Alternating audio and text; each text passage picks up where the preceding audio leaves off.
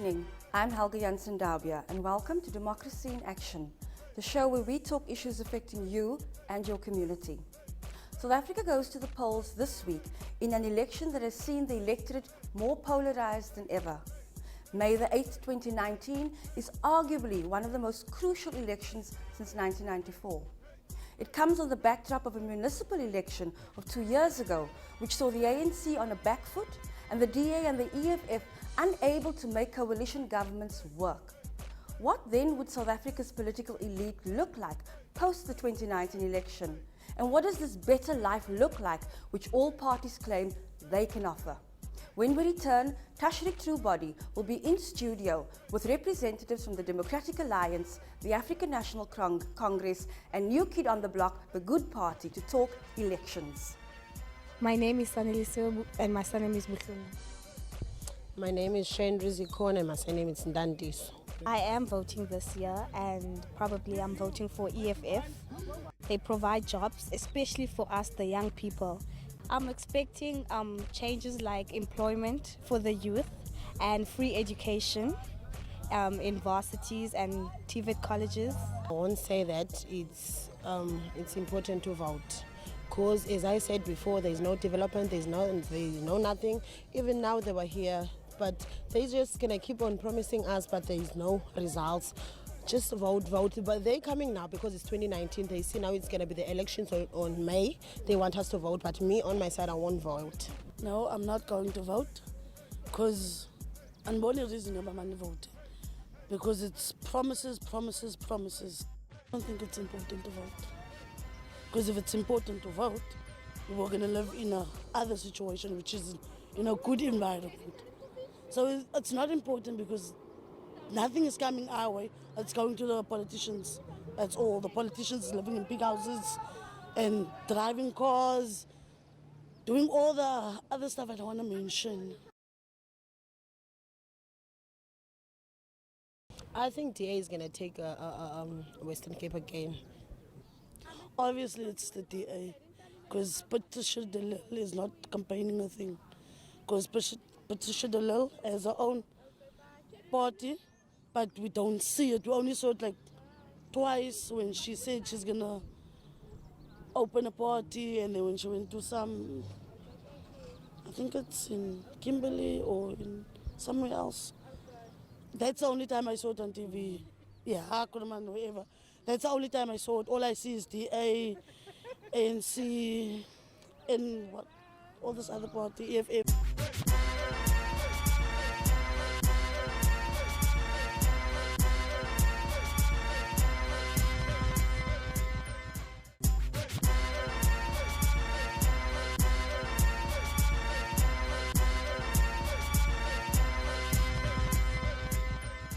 Welcome to Democracy in Action, a lot of which we will see come alive on May the 8th. But we ask this evening, are voters equipped to make a decision which is very much simplified by making a cross on that ballot?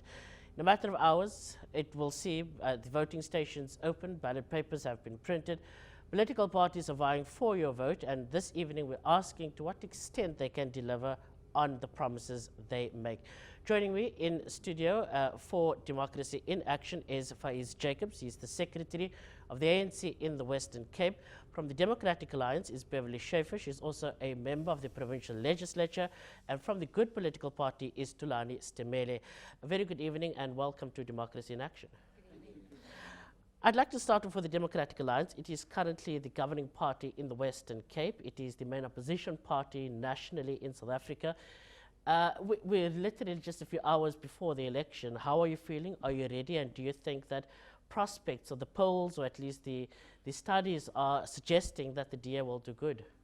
Absolutely. I think we're definitely ready. We've done the hard work. We've put in the groundwork that you need to do, and we certainly are confident that we will retain the Western Cape and perhaps grow in the rest of national government. Some of the polls, though, say that you may in fact lose some votes in the Western Cape, and that there could be a scenario that coalitions would have to really push you over the top to at least retain your threshold around governing the Western Cape. What do you make of these polls? So we used to having many polls that really paint us in a dismal light. We've proved them wrong in the past. We're certainly going to prove them wrong on the 8th of May. And we think that we are actually on track to actually retaining the Western Cape. If you don't, what do you attribute that to? Well, if we don't, it will obviously attribute itself to the voter who's decided not to actually put us in the Western Cape. But we've got a very good 9-year track record, and we think that that is suffice and enough to actually convince the voter to keep us in government for the work that we've done. Yeah. Why should we vote them out, Faiz, if they have this good track record for 9 years? I beg to differ. They will give you facts and figures, but if you look at the Cape Flats and indeed Western Cape, it's time for change, it's time for renewal. So that's why we as the ANC are arguing for people to give us, the African National Congress, the oldest liberation movement, a chance in the Western Cape. Because they have failed, the DA frankly failed our people to create safer communities. They failed to deliver on housing. Isn't that the job of the National Police Minister? Indeed. Look, the issues on safety and security is a competence that is shared in the province. In this province, they have a Department of Community and Safety. They're supposed to look at the political will of driving down the criminal economy, of implementing. Instead, they're giving contracts to gangsters. Instead, they're putting money on CCTV cameras in the affluent areas and not where it's needed. It's time for change. People want change in the Western Cape. The ANC will bring alternative. We have a credible plan under the President Ramaphosa. We have healed. We have dealt with our legacies and our mistakes. We have been on public record to say the end of corruption, we have stopped that. The looting will stop. And under the President's leadership, we as the Western Cape deserve a better.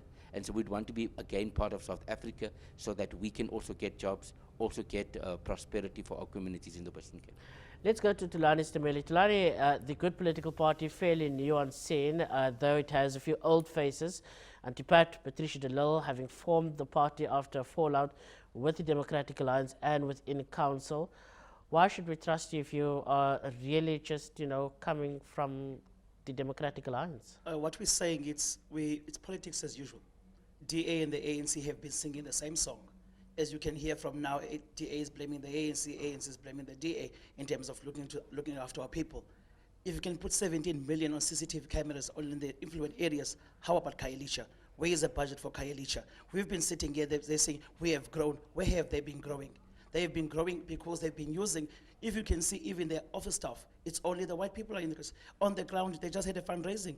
On the ground, you only find black people and the colored people because it's where they say they're growing because they use, even on their campaign, they've been paying 50 rand to the activists to come out. So really, as a good party, we're coming out to the people, says, we are here for social justice, we are here for economic justice. I'd like to find out exactly what that means, but I want to just quickly go to Beverly. Beverly, are you fronting people? Are you paying people to come out to your marches while, having white parties for other types of people? I think that's a ludicrous accusation. As he does know, it is a ludicrous accusation because he used to wear a blue T-shirt. The point of the matter is that actually we don't pay people to come out and be activists. We run a very tight ship in terms of how we run our election So campaign. you don't give people 50 rands? So we will give people stipends for food if we need But to on that is paying election people. day. On election day, it's not paying people to come out and take a vote. We've got a huge following of DA people that want to be part of the election campaign, and we certainly make sure that we do. And I doubt that that Good Party can sit here and state that they haven't done anything of the same. We all know that people work very, very hard during election time, and you cannot be abusing Labour. We certainly look after our activists, as we should do. They're very important. How different is that from when the DA who previously slammed the ANC for food parcels? The DA does the very same thing. It gives parcels out with your logo pasted on there, and No, now we you're don't giving give out people food money. parcels. We don't give out food There's parcels. evidence of No, it. we don't give out food parcels. We absolutely So don't. what are the parcels with DA stickers on? What parcels with DA stickers? There are images that show parcels being handed out with food parcels with DA stickers on on them. election year, on election Not day, on you the say? election day, during election election day. period. Do you mean for a vote? Is that what you're actually saying? I'm asking, are you buying No, votes through giving We food don't parcels? buy vote. No. So how different is that We from look what the after our ANC does? activists. We look after our activists because they are very proactively involved in our campaign, but we certainly don't buy votes. Okay, Faiz, you want to jump in there? Just to respond, I know on election day the DA will be handing out bread and all of those things. We would be encouraging our members, take the bread because we are hungry. Our people are hungry, but vote right. Yeah. That's what I would like to say to them. All right, I want to come back to you, Stumela, just from where you stand at the moment. I mean, what is the Good Political Party? I must be honest, I can't make sense of the name. What are you telling South Africans? What should we understand by good? You know, South Africa, we've got good people in South Africa. People who uphold the constitution of this country. You know, we should not be sitting with the step capture in the first place if good people that wanted to serve the good interests of our people from the outside. You could see what is when Patricia says, I'm coming out to launch a new political party, which is when we left council. Yes, she's right. I come from the Blue Party, which is I could not stand not to stand on the principle, because you could see it's the white bosses give us an indication how should we do things. But how long did it take for you to realize it's a white party? You know, I've been into the party. I've been a councillor for, it was my first term. If I was greedy for money, being a young person, I should have stayed in the DA. It could cover my car, it could cover my expenses on the agreement. Would it cover the people of Khayelitsha? Would it cover the people of Manenberg? Debbie Shepherd doesn't know the impact of society, because when she came in for this interview, she was brought by the bodyguard. It means for her, everything with her has been secured. When she moved into the post where she's currently sitting, she was shipped to the position where she was sitting. She has never worked hard in terms of developing our people in the communities. I'll tell you, when you talk of agriculture, we are sitting with the issue now where black farmers don't have even a cut of land, which is they know in the department they've never done so much. So this is a good part. We say, let the public land be used by the public. So as we're coming out as a good party, we say to our people, we can change society. There's a number of NGOs in the community. Even this, I can tell you, Cape Town TV, Radio Zibonele, those kind of stations can be in the upper market if our government does put money in the Western Cape. Yeah, I want to let's then delve into some policy matters. And I want to come back to you, Beverly, again. I know this perhaps is a matter of government, but I'd like a party response as well to this. And it came from Stumela a bit earlier that in Khayelitsha, there aren't any cameras going up. I mean, there was a commission of inquiry that highlighted the role of CCTV cameras in combating crime. Yet none of those, or the recent allocation of money that was made available, is going for cameras in a place like Khayelitsha. Why not? You know, again, and you're asking me to find out exactly how many cameras are in Khayelitsha. I won't be able to tell you, but what No, I that's can not what tell I'm asking. I'm asking you why are money not going for. No, and I don't believe that that is actually happening. Again, it is skewed and misinformation that's going out here by good. First of all, Khayelitsha's got shot spotters. They've got shot spotters to actually track shooting wherever it's happening. They have community watch programs. If there is cameras, there will be cameras. And I wouldn't be able to tell you where, but there is no, in my opinion, there is no evidence to state that cameras is used as a white, race-based, residential problem to solving crime. We know that that's not true. We know that the city is inundated with cameras, but cameras isn't the only solution. We are failing the people because our police services have failed the people. We are hugely under-resourced in the Western Cape, and we certainly need to get those numbers up. Having a camera without a man behind watching the camera is not going to be able to do anything. Having a camera, watching the camera, and then not getting the police to react is certainly not going to do anything either. So we need to be clear with the information that we're giving to the public. We cannot tell the public here that cameras is the only intervention that should be done in Khayelitsha to combat crime. There's a far bigger whole of society approach that has to happen in order to combat crime, and it starts with the under-resourcing of police. I don't think anybody would disagree with you. The problem still is there is no allocation in the recent spend that's going to Khayelitsha. How do you justify that? I mean, you respond by saying shot spotter. It's been rolled out in places like Hanover Park as well, and there we've seen, in fact, trends haven't changed much. So can you answer to why there's been no allocation for Khayelitsha on cameras? I can't give you an answer why you state that there's no allocation for cameras in Khayelitsha, but I can state again that Khayelitsha, Nyanga, Langa, Gugulethu, all of them, is not just Khayelitsha we're talking about. We're talking about areas of crime that need to be attended to and dealt with at a police level. It doesn't matter if you've got the technology, but if you don't have the police resources, we're not going to solve the crime issue. Yeah. And that's what we must let the Perhaps, public know and I'll go about. to, I see your opponents want to respond. I think the principle of the matter that's being raised here is the following, that, you know, we spend money on fixing up the promenade in Sea Point and the wall that, yes, rightfully must be fixed up, but we are able to find millions of rand to spend on that, but we can't fix the potholes in Khayelitsha, we can't provide proper pavements, we can't provide proper pathways for emergency vehicles and things to go in there. I think that is the principal issue that's being raised here, is that there seems to be a prioritization of other aspects of development instead of those townships where it is so sorely needed. I just want to put the facts out here. Both the City of Cape Town and provincial government are more than 60% of their budget is spent on pro-poor. There is absolutely no ways that the raising of the or the upgrading of the seawall on Sea Point has any impact on where the money is being spent in Khayelitsha. There is money being spent across the whole of the City of Cape Town. There is no ways that an entire caucus of councillors, and may I just remind that there is an ANC councillor, Khayelitsha, why are they not driving projects in their maybe as the Sea Point councillor is doing? Yeah. There really is. Let's get Faiz to respond to that. Faiz, is it your councillor that is at fault here? Look, the DA continues to blame others, and that's what they continue to do. The sad reality is that the lived experience on the Cape Flats, including coloured and African communities, remain that the DA doesn't care for them. They talk about pro-poor. It's ludicrous. They don't spend the money. I lost a cousin inside B because there was no CCTV, there's no lighting in that area. Now they continue blaming the police. They have been in charge of the Metro Police, they've been in charge of the MEC for Safety and Security. They have millions, if not billions, of budget under them. They continue to blame the police. Yes, in fact, police is under-resourced. But what we did, we created anti-crime fighters, community fighters like Bambanani, and work with the police. They killed that project. They don't want to work with communities. In fact, what the MEC used to do is covert with gangsters, is to create CCTV cameras elsewhere, but they don't prioritize. That's essentially what is happening on the Cape Flats. Yes, it's true. There's no lighting in Khayelitsha, or very few lighting.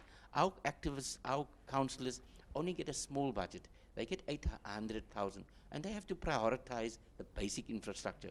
But the infrastructure of Sea Point and the infrastructure of Khayelitsha is not the same. So when we say that they must invest, it's clear they don't. And so they continue to reflect. It's under their watch that gangsterism and crime and hopelessness have continued to grow. The ANC have a plan, and we will ensure that we create safer communities for our people. Right, let's go to Tulani Stemele. Tulani from the Good Political Party, you wanted to jump in on that? You know, ANC has been having this plan, 25 years of democracy. We've been listening to the same plan. You know, they've been championing Fikile Mbalula as the minister, they've brought in Bheki Cele back to the police. There's a new, every time they've got a plan to fix South Africa. When is the implementation of the plan? Because national government is their prerogative to bring up SAPs into our communities. One thing with the city of Cape Town in terms particular, JP Smith has got police services in Sea Point. If we can drive now to Sea Point, all the roads are full with the law enforcement. Why are we saying the same thing in Bondivo? Why is the same thing in Bishop Lavis? Why is the same thing in Hanover in Valhalla Park? You know what they've done? There's a housing issue. They're given to the drug dealers to say, carry on, do the great job that you were doing. Later when people suffer, when we carry on and being secured. So what we're saying that is, DA is capable of making our people to look, they've got nice grand pictures to put out for the world, but when it comes to the implementation, they've just been talking the same thing. They say there's a budget, we're pushing the budget to the communities. Look at my city, how did my city end up into the influent areas? You could see that they're driving, the mentality that they're driving, the Democratic Alliance, is to divide these communities. Because if they are safer on the other side of the wall, other side, they don't care. If they cared enough, they should have pushed a more law enforcement in the communities. They're less fortunate. They had received much more. They can give much more, but they refuse to do that. Right, you raised my city, though my city is in not so affluent areas. I want to quickly, and you touched on the issue of transport, feel free to respond to that. But let's deal with transport, because one of your key policies for this year is around Metro Rail, saying that Metro Rail should be under the governance, or at least the operational command, of local or provincial government. How exactly would you do things different? So I think very, very important. It's because it impacts on almost 1 million commuters, and it really hampers the ability for economic growth to happen if you don't have a functioning rail system that feeds into an economic growth strategy. So we want the City of Cape Town to be able to manage that rail system, which makes sense that they do. We know that that's going to take a number of years to get through, but we cannot continue having the rail system in the state of disrepair that it is at the moment. If you look, we used to have close to 1 million. I think at the moment not more than 200,000 people are using the rail only out of absolute no choice. At the end of the day, they're using taxis, which has congested our roads a lot. We need a functional rail system in order to have economic growth.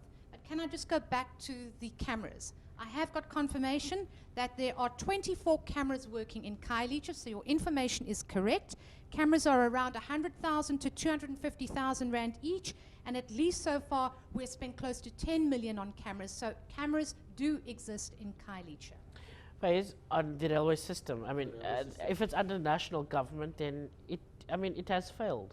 Look, I think we must admit PRASA has failed us, but you'll see the president also launch new trains.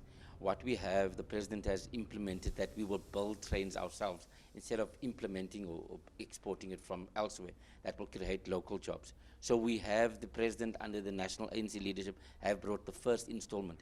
So Better Trail is on cards. But you see the problem with DA's plan to provincialize everything. They can't even sort out the taxis. They are instrumental in creating the taxi violence because they're not mediating between taxi problems. Taxis remain the mainstay of public transport in the African and colored areas. They are giving some people permits and not. They are actively creating conditions for instability. They're not mediating. So start there. If you want to be a good governance, start there by sorting out the taxis because that's where our main people are coming. The national government is sorting out the rail. Just coming back to the lighting and the crime issue, it's under the President Cyril Ramaphosa that we have implemented the anti-gang unit, and we're seeing the direct results because of the failures in the Western Cape by the DA. Right, we're in the swing of the game, debating politics at this time, a few days before the elections, having dealt with crime as well as issues around transport and a number of other issues. We're going to go for the break. Once we return, we take a look at the very tricky issue of land expropriation without compensation. Can it work in the Western Cape? How will it work? That and more shortly to follow. Do stay with us.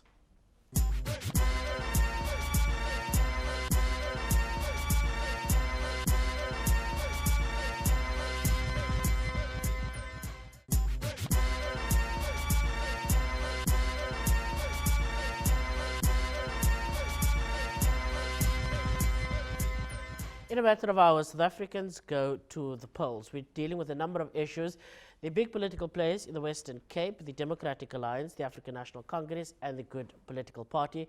In studio this evening is Faiz Jacobs for the African National Congress, Beverly Schaefer for the Democratic Alliance. She's also a member of the provincial legislature. And from the Good Political Party is Thulani Stamele.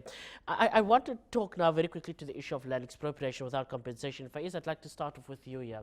What exactly is land expropriation without compensation, and since the governing party has led this in Parliament, just fundamentally explain to me what this entails.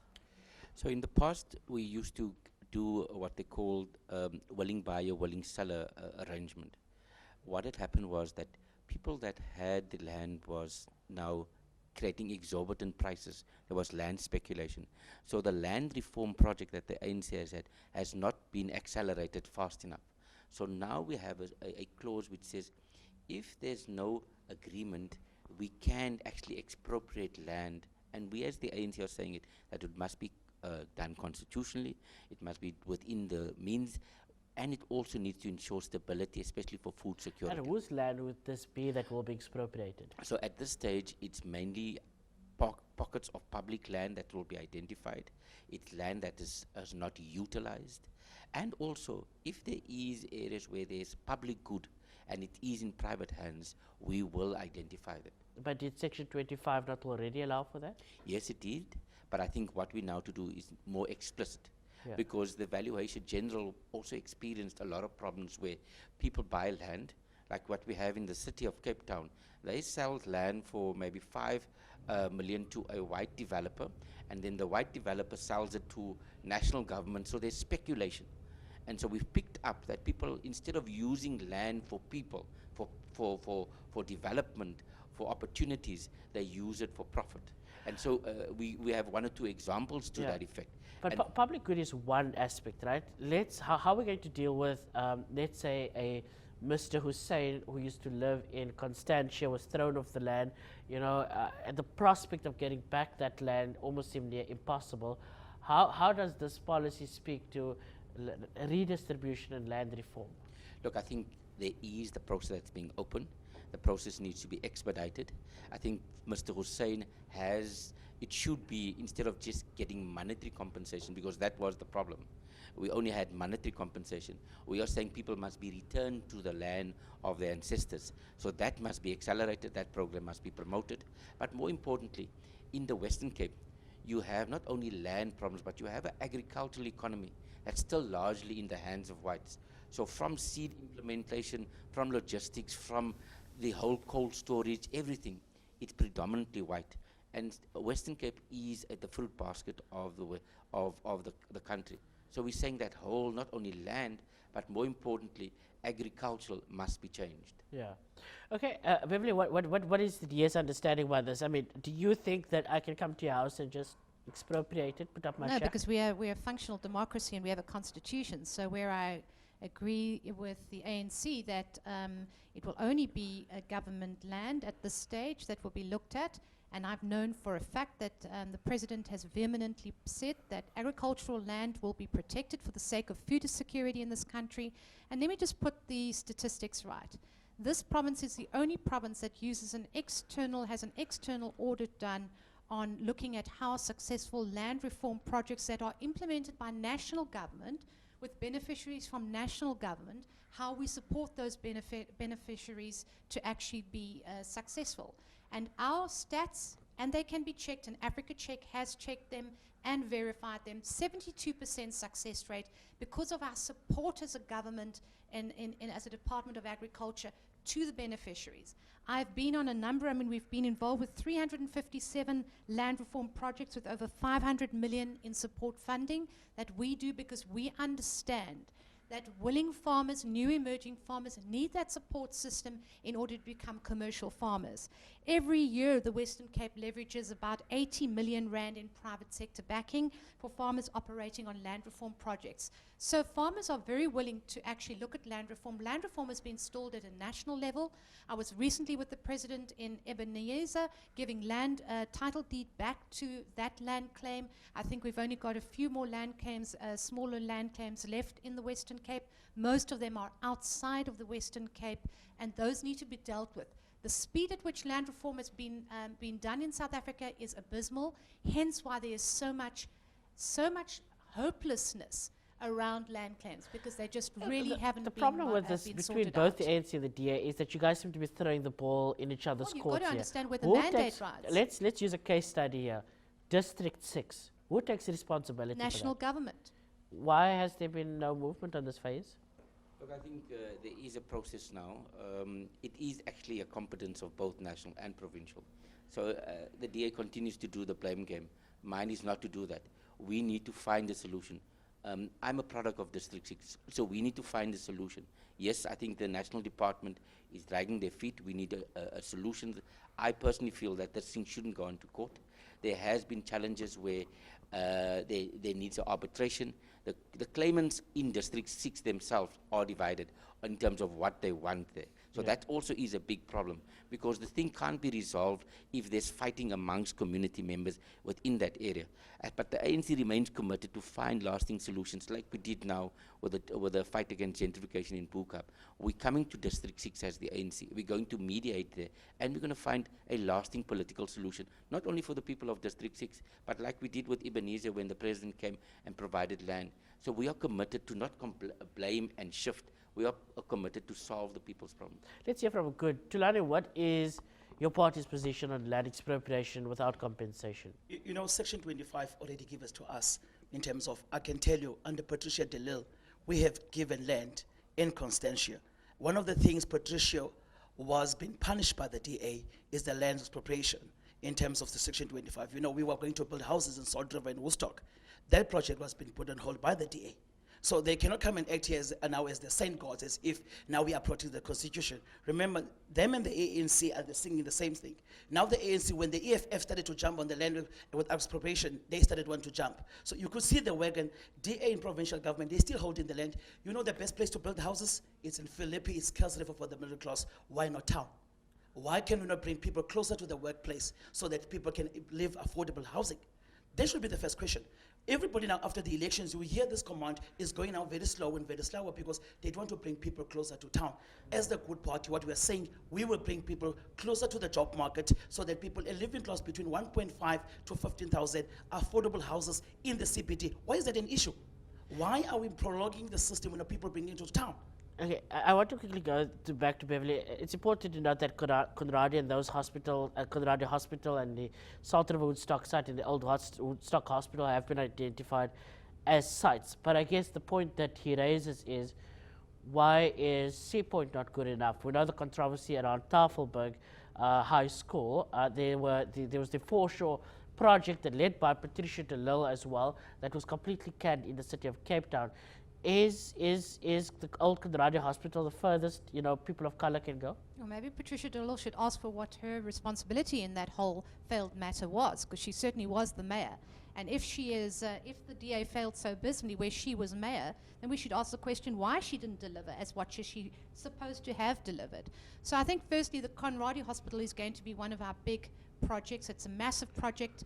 It's a mixed-use project, and it certainly is our better living model that we are showcasing going forward. We're really happy now that we've been able to turn the first sod. And I think really what we've got to understand is that, you know, you've got to understand also the value of the land. If for example, a developer wants to put a piece of a building in his, in a suburb that has no mixed housing, we certainly ask our bigger developers to actually find an area of land that we can have mixed-use housing. Not all land is conducive to mixed use, and to have and to build affordable housing. It depends on the value of the land.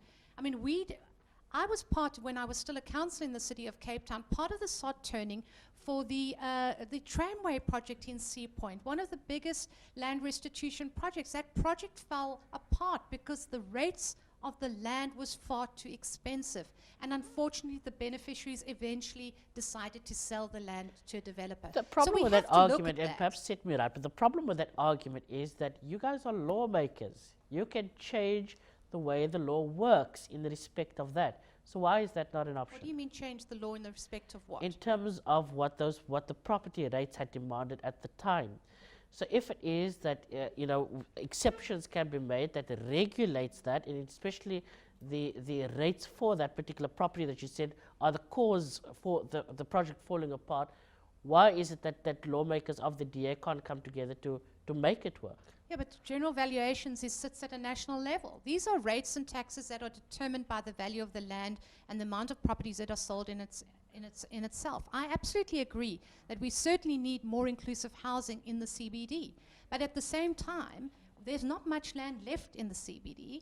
There certainly are projects and pockets of projects, but how are we going to really create opportunity for everybody to have access to properties closer to their workplaces? And the question we must be asking ourselves, we need a proper working transport system. We need to make sure there's more inclusive housing across the city.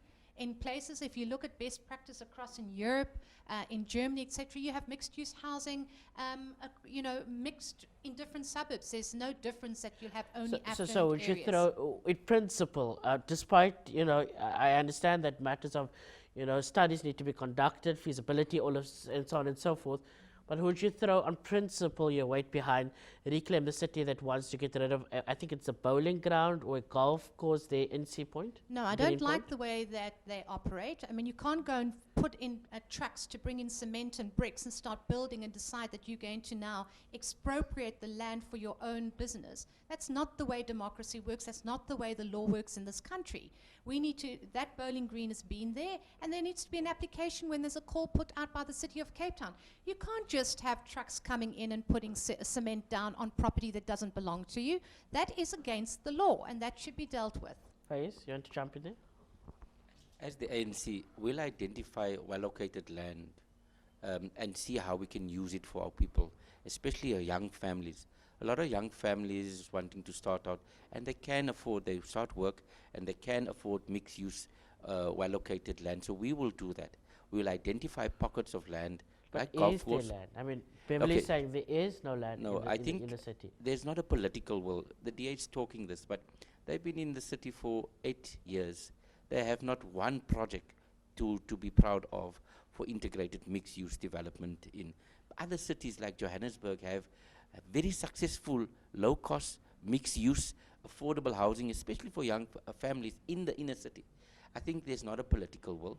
The ANC will identify, will have the political will. I just want to read some stats on the housing. The DA has not spent their housing development grant. I think it's a common cause that they failed to spend the infrastructure. They failed to spend their grant. I think that the figure is 1.7 million, which was meant for housing. They've returned to national treasury. When we were in power from 2004 to 2009, the ANC brought the N2 Gateway, other projects. What the DA has delivered, Blikkiesdorp. When the ANC was in power, we had 22,000 a year. The DA created 11,000 housing opportunities. The ANC reduced the waiting list to 400,000. The waiting list now is above 600,000. When the ANC gave title deeds to Boekap community, what the DA has done is increase gentrification, and the ANC has delivered on the heritage support for them. The ANC has continued to start integrated communities in all the dorpies and that. And in the last 8 years, the DA has started continuing with spatial apartheid. Yeah. They are continuing with that. So that's the legacy, the real legacy around housing. I know Tulani want to jump in, but I will quickly want your quick response to those stats, Beverly. I think that's misinformation. Are you underspending the grant Absolutely and why? not, and we know that our Minister of Housing, Human Settlements wrote to the President for him to actually correct that piece of information, because that is an absolute lie. So can I tell you that we've exceeded our target for housing since 2014-15. We've spent 100%. Before you go to your figures, the grant, have you underspent the grant? Development grant was returned to national government. It's an absolute 2.1 misinformation, billion. and we wrote to the President to correct his information. He was misinformed. No. He We're was talking, there's a misinformed. housing budget and there is a grant, the urban development grant. He does- That's the amount that Can take you- back. Can you We have categorically proof to say that? effect. I'm telling you now that I know that we have spent all allocated budgets and grants from national government in the provincial government, and they have done so. And we can certainly clear this up at the, after the show, but certainly I stand by the fact that we've spent 100% of all our targets by the end of the current term. We've done 212,967 housing opportunities across the Western Cape.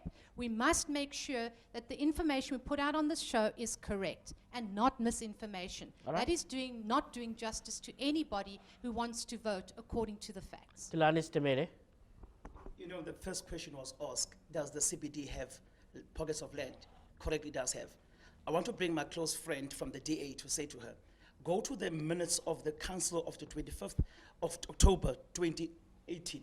You will see an item was removed out of council when Brett Harrowen identified sites within Woodstock, within Salt River. That item was removed by your councillor from Bonteville. The ward council of the area never removed the item, a councillor from Bonteville. You could see how the monopoly of the DA in terms of, they don't want to spend the funding to the communities. Go to anywhere, you will see the quality of houses they're building for the communities that we've got. It's absolutely no, but I tell you, a wardrobe won't fit in. You are given these matchboxes, they're not better from the ANC. Under Patricia de Lille, she has elevated the housing conditions. You can go to West Bank, you can go to Mfuleni. Under Patricia's leadership, we were developing, but what they've done, the DA refused to have Patricia in accessing where the majority poor are receiving things. So Debbie, she must go check her stats. They've never spent the funding. The funding was sent back to Treasury because they are incapable of spending the money closer to the people. Right, Can I yeah, just go come for in? it. And first of all, I find it so amazing that every one of the councillors that he's mentioned was a blue DA person operating, and Brett Heron was operating as MACO member.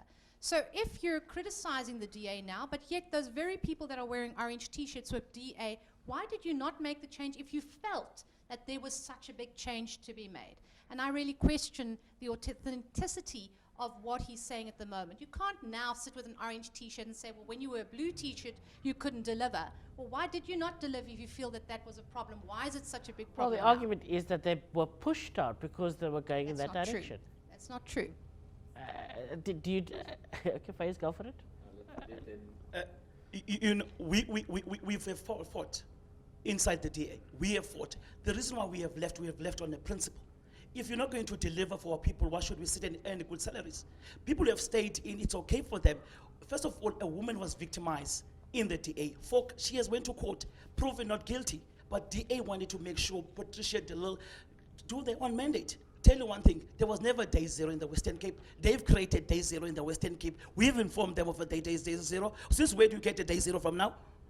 They all come up with this creative words so they can play with the publics. We won't allow them as the good party. Yeah, right. But before confirm Faiz go, because I know what you're going. I just want to respond on the issue of the water crisis, the handling of the water But before crisis. you go to the water crisis, I have a letter here sent on the 3rd of April 2019. Congratulations, motion of the National Assembly congratulating the Western Cape on achieving South Africa's highest access to healthcare, having completed over 200,000 housing opportunities since 2009. Here's the letter. Distribution of over 100,000 title deeds since 2009. We lead the South Africa on these achievements. These are the facts. This is what got, and it's got as I say, a proper parliamentary emblem on it. It Can comes we from recognize it comes from the that? Speaker of Parliament. Rather than state the I want to stay with you very quickly, Beverly. I want a response on the water crisis. I mean, it arguably in Cape Town was one of the biggest issues that we had. Absolutely. And yes, the weather definitely at the center of this issue and climate change, but the handling of the crisis, many felt, was extremely problematic. Well, again, there was a different mayor in this process. I think what's very important is that the communication of water. Look, it was a massive crisis that was heading our way, and that we had to do whatever it took to avert that crisis. Luckily, we managed to stretch the water usage out to the times that it would rain. But at the point of the matter is now, we are 6 years in a drought. I have parts of the Western Cape that have farmers and farm workers have no food because the entire areas of Kanaland has been decimated by the most horrific drought. There is no water there. So we cannot underestimate that this was some conjured up statement made to create a reaction. There was a real crisis that we had to face. I think we did incredibly well under the circumstances. We averted day zero. We have still got low water levels. We're certainly hoping this winter's going to Why are have you rain. making money off this crisis? We're not making money off the crisis. Of course you have. There were profits that shown based on the charge that was imposed on properties valued over R1 million, that the city of Cape Town made quite a bit of money on it. I think what's important is that desalination, which is one of the first solutions proposed to avert the crisis. We had temporary desalination plants. Going forward, we are a much, much drier province. We're going to have to spend that money. You've entered into those contracts, and those desalination plants are not operating at the moment. No, Are you wasting the money? No, we're not wasting the money. We're going to have long-term solutions to water security and resilience by this city. There has to be a new spend on how we're going to make sure that water, we can't just rely on rainfall. So I certainly think that it needs to be a far bigger spend in terms of Now, I creating get that, but at the opportunities moment and there are two solutions. desalination plants that are not running. Yeah. So did we waste the money? No, we didn't waste the money. Okay, We Faiz. had to have contingency plans in place in order to avert a crisis. Faiz, very quickly. Look, I think you've seen, Cape Townians must see what they did with Patricia. So don't allow your vote to be used again by the Blue Party. We've seen they created the crisis, the water crisis. It is true. Let me give you the facts. The DA has scared us from day zero. We all were washing in Komachis. Now, white people only started to wash under a Komachi now, but we used to know how to wash under Komachis always. I'm still washing because we as poor people still save our water. What they did was they increased the water to 600%. They've made a profit, wait for it, of more than R1 billion. That's the stats that we have. Yeah. So whilst the poor have to suffer, Yeah, sure. they made the stats around it. So for us, it's untenable. The water crisis, we must punish the DA because they are punishing us with the water. We as the ANC are taking them to task. We've picked up all the water bills, the aunties, the elders that have this water, and we're busy with a class action so that we ensure that come after the elections that we'll scrap the arrears, we'll ensure that our people pay affordable rates, not Sure. these rates that we have now from the DA. Right, we're certainly in business, people, and that is where we're going to have to leave this evening show. You get to make the important choice come May the 8th, 2 days from now. I guess really, it's a polarized matter, and you get to decide who exactly deserves your vote. Come after that election, the formation of governments, and it will be interesting to see how all of that come together. Thank you so very much for coming through to discuss the polls and what it would look like. From the team here at Democracy in Action, you have a very good evening, and thank you so very much for tuning in.